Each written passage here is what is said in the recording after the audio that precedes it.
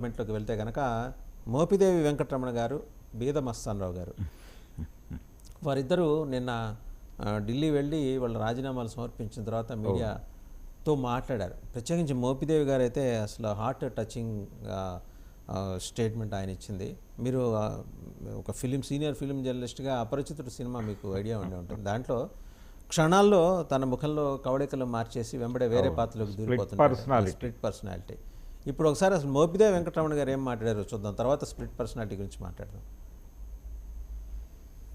పర్సనల్గా చైర్మన్ గారు, ఉపరాష్ట్రపతి గారిని కలిసి సమర్పించడం జరిగింది. వారు సాంప్రదాయబద్ధంగా కొన్ని ప్రశ్నలు వేయటం, వాటన్నిటిని కూడా మేము మనస్ఫూర్తిగా అంగీకరించడం జరిగింది. తదనంతరం మా రాజకీయ భవిష్యత్తు ఏంటనే దాని మీద నేను సపోర్ట్ చేయడం జరిగింది. టీడీపీ అనే ఒక ఆలోచన కూడా ఉంది అన్నారు కదా. నేను ఆల్రెడీ అనౌన్స్ చెప్పాను. దీంట్లో పెద్ద దాపరికం లేదు. దీంట్లో జరుగుతున్న పరిణామాలను బట్టి నిర్ణయం తీసుకోవడం జరుగుతుంది. రాజకీయాల్లో ఇలాంటివైనటువంటి సర్వసాధారణం. మరొకటి, నాకు జగన్మోహన్ రెడ్డి గారు 100% నాకు సహకరించారు, దాంట్లో నేను కాదనేది లేదు. కానీ కొన్ని అంశాల్లో మరి కొన్ని సందర్భాల్లో కొన్ని పరిస్థితులు బట్టి కొన్ని డిఫరెన్సెస్ వచ్చినాయి కాబట్టి వాటిని దృష్టిలో పెట్టుకుని నేను ఈరోజు ఈ నిర్ణయం తీసుకోవడం జరిగింది. చూశారు కదా, అంటే ఆయన జగన్మోహన్ రెడ్డి గారి పట్ల తన విధేయతను ఆయన స్పష్టంగా ప్రకటించుకున్నారు. అంటే ఆ నెక్స్ట్ కూడా మాట్లాడారు, ఆ బయట దగ్గర లేదు. ముకులిత హస్తాలతోటి జగన్మోహన్ రెడ్డి గారికి ధన్యవాదాలు కూడా చెప్పారు. అంటే ఆయన లాయల్టీస్ టువర్డ్స్ జగన్మోహన్ రెడ్డి గారు ఏమి పోలా, అట్లనే ఉన్నాయి. అవసరార్థం నేను ఇక్కడికి వచ్చాననే మాట చెప్పారు. అంటే మరి ఇబ్బంది కలిగింది కదా అనేది కూడా చెప్పారు ఆయన. ఇబ్బంది ఏమిటి, అధికారం కోల్పోయింది కదా పార్టీ, ఇంకెందుకు ఉండాలి ఇక్కడ కొద్ది రోజులు, అంటే ఆయనకి భారంగా ఉండటం ఇష్టం లేక అన్న టోన్లో మాట్లాడాడు ఆయన. అధికారం పోయిన పార్టీలో ఆయనకి భారంగా ఉండే కన్నా అధికార పార్టీలోకి వెళ్ళిపోయి ఈయనకి కొంత వెసులుబాటు కల్పిస్తున్నాను నేను అన్న టోన్లో మాట్లాడారు ఇద్దరు కూడా. ఆయన అయితే నేను తెలుగుదేశం మనిషిని, మా నాయకుడు ఆయన నాయకత్వంలో సుదీర్ఘకాలం పనిచేశాను నేను, మధ్యలో అనుకోకుండా వైసీపీలోకి వచ్చాను అని చెప్పాడు ఆయన. ఈ మస్తానరావు గారు, ఈయన ఇంకా బెటర్. అది కూడా చూద్దాం. మస్తానరావు గారు ముందర కనుక చూస్తే ఈయనది చాలా లాంగ్ జర్నీ ఉంది జగన్తో. నిన్న మొన్న లేకపోతే ఆయన పార్టీ పెట్టినప్పటి సంబంధం కాదు, అంటే లోపల వెలుపల కూడా కలిసి పనిచేశారు. లోపల అంటే జైల్లో కూడా అది ఆయన ఆ కేసులో లోపలికి వెళ్ళాడు. అంటే అక్రమాస్తుల కేసులు, అలాగే పర్టికులర్గా వ్యాంపిక్ కుంభకోణం అని ఒక ఎపిసోడ్ ఉంది ఈయన వెనకాల. నిజాంపట్నం ఏరియాలో భూములకి సంబంధించి వెట్లాండ్ ఇష్యూని హ్యాండిల్ చేసినటువంటి ఆ రోజుల్లో కీలకంగా వ్యవహరించిన వ్యక్తుల్లో ఈయన ప్రముఖుడు.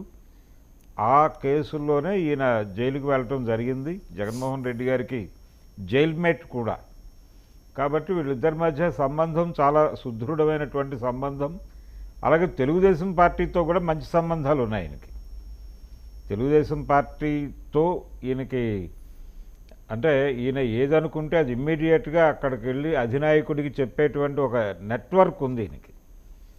ఈయన విజయవాడ లాయోలా కాలేజీ స్టూడెంటు. అక్కడ చదివినటువంటి తెలుగుదేశం పార్టీ నాయకుల ఆత్మలు ఈయనకు రెగ్యులర్ టచ్లో ఉంటారు.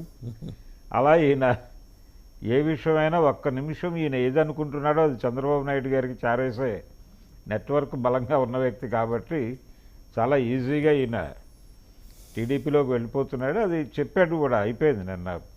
అవునా, తెలిసిన విషయమే కదా. అంటే స్ప్లిట్ పర్సనాలిటీ అన్నారు కదా, కాన్ఫ్లిక్ట్ ఆఫ్ లాయల్టీస్ అనేది, మళ్ళీ లాయల్టీస్ విషయంలో కూడా ద్వైతీ భావన కనిపిస్తుంది. జగన్మోహన్ రెడ్డి గారి పట్ల పూర్తి విధేయత ప్రకటిస్తూ వారికి ధన్యవాదాలు తెలియజేస్తూనే అంటే చంద్రబాబు గారి నాయకత్వాన్ని ఆయన ఆమోదిస్తున్నారు. అంటే చాలా క్లియర్గా ఆయన చెప్తున్నది ఏంటంటే, మోపిదేవి వెంకటరమణ గారి వ్యవహారంలో పార్టీ కష్టాల్లో ఉన్నప్పుడు భారంగా ఇక్కడ ఉండడం కన్నా కూడా వేరే చోటకి వెళ్ళిపోవటం, వెసులుబాటు కల్పించడానికి వెడుతున్నాను జగన్మోహన్ రెడ్డి. తెలిసి జగన్మోహన్ రెడ్డి గారు అనుమతి తీసుకుని ఆయన వచ్చారేమో అనిపిస్తుంది. డెఫినెట్గా అంటే ఆ ధోరణి కనిపించింది ఆయన కనిపించింది. అలాగే రేపు అధికారం వస్తే తిరిగి వెనక్కి రామా మేము అనేది కూడా చెప్పాడు ఆయన చెప్పకనే. అధికారం లేదు కాబట్టి వినసొంపుగా చెప్పారు, సంప్రదాయబద్ధంగా చెప్పారు, ఎవరిని నొప్పించకుండా. లేదు, దీన్ని ఒక గ్రామర్గా స్వీకరించాలి. ప్రపంచం అంతా కూడా ఈ ధోరణిలోనే వెళ్ళాలంటే ఒక పార్టీ అధికారం కోల్పోయినప్పుడు బీద మస్తానరావు గారు మాట్లాడింది కూడా వింటే మనకి అంటే అందరికీ కూడా కనువిప్పు కలుగుతుంది. ఒకసారి మస్తానరావు గారు ఏం మాట్లాడారు చూద్దాం. బీద మస్తానరావు గారు ఆలోచన కూడా ఉంది అన్నారు. మీరు నేను చంద్రబాబు నాయుడు కలిసినట్టున్నారు కదా, అధినేత చంద్రబాబు. అది రాజకీయాలు ఉన్నప్పుడు ఎవరెవరినో కలుస్తూ ఉంటాం. మాకు గతంలో కూడా మా బాస్ ఆయన అదే తిరిగి 32 సంవత్సరాలు నేను తెలుగుదేశంలో ఉండుండే కాబట్టి సందర్భం వచ్చినప్పుడు కలుస్తూ ఉంటాం. ఇప్పుడు కూడా తెలుగుదేశం ఎంపీ గారు అనంత లక్ష్మీనారాయణ కూడా ఎదురయ్యారు. అనంతపురం ఎంపీ గారు కలిసాము, మా పార్టీ కాకుండా కలిసాము. అంటే అది మామూలుగా ఏంటంటే ప్రజా జీవితంలో ఉన్నప్పుడు ఎలక్షన్ అప్పుడే రాజకీయాలే, కానీ ఎలక్షన్ తర్వాత అందరూ కూడా సఖ్యంగా ఉండడానికి మేము మా తత్వం అది. మంచి క్లారిటీ ఇచ్చారు బీద మస్తానరావు గారు.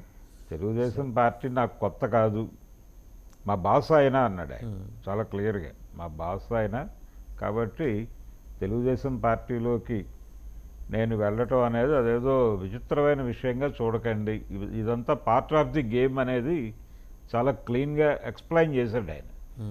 మీరు ప్రజాన్ని విచిత్రంగాను వింతగాను ప్రొజెక్ట్ చేసే ప్రయత్నం చేయకండి అని చాలా రిలాక్స్డ్ మీడియాకి కూడా ఒక కాషన్ చెప్పాడు ఆయన. ఎందుకు హైరాణ పడుతున్నారు, పైగా ఎలక్షన్ అప్పుడు మాత్రమే రాజకీయాలు తప్ప తర్వాత అందరము స్నేహితులమే, అందరము ఒకళ్ళ ప్రయోజనాల కోసం ఒకళ్ళు పనిచేయాల్సి ఉంటుంది, ఖచ్చితంగా పాటుపడాలి అని కూడా చెప్పాడు ఆయన. అంటే ఈయనకి ఒక క్లోనింగ్ సోదరుడు ఉన్నారు, ఆయన మల్లారెడ్డి గారు కూడా అదే అంటారు కదా, ఎలక్షన్ల వరకే రాజకీయం, తర్వాత ఏముండదు అందరం ఒకటే అన్నారు ఆయన కూడా. అవును.